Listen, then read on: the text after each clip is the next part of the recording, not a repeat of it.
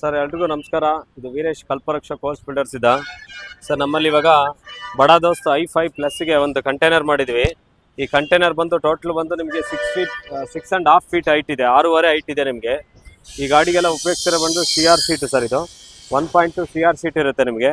ಹಾಗೆ ಈ ಗಾಡಿಗೂ ಒಂದು ಬ್ಯಾಟ್ರಿ ಬಾಕ್ಸ್. ಸರ್ ನಮಸ್ಕಾರ. ನಮಸ್ಕಾರ ಸರ್, ಹೇಗಿದೆ ವರ್ಕ್ ಎಲ್ಲ? ಚೆನ್ನಾಗಿದೆ ಸರ್. ನಮ್ಮ ಫ್ರೆಂಡ್ ಕಡೆಯಿಂದ ಬಂದಿದ್ದು. ಓಕೆ, ಒಳ್ಳೆ ಸೂಪರ್ ಆಗಿದೆ. ನೀವು ಹೇಳಿದ ಥರ ಮಾಡ್ಕೊಟ್ಟಿದ್ದೀವಾ? 100% ಓಕೆ, ಚೆನ್ನಾಗಿದೆ, ಸೂಪರ್ ಆಗಿದೆ. ನನಗಂತೂ ಭಯಂಕರ ಇಷ್ಟ ಆಯ್ತು ಸರ್. ನಾವು ಮಾಡ್ಕೊಟ್ಟಿದ್ವಿ, ಆಯ್ತಾ? ಆಯ್ತು ಸರ್.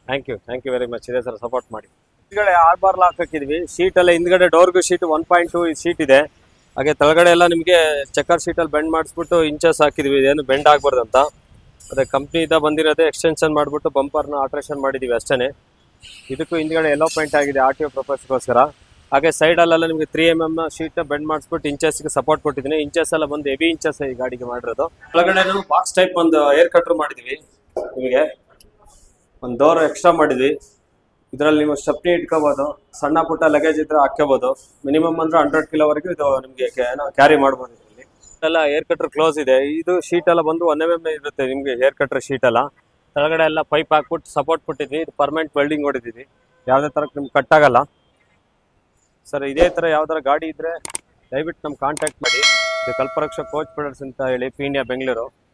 ಸರ್ ಎಲ್ರಿಗೂ ನಮಸ್ಕಾರ.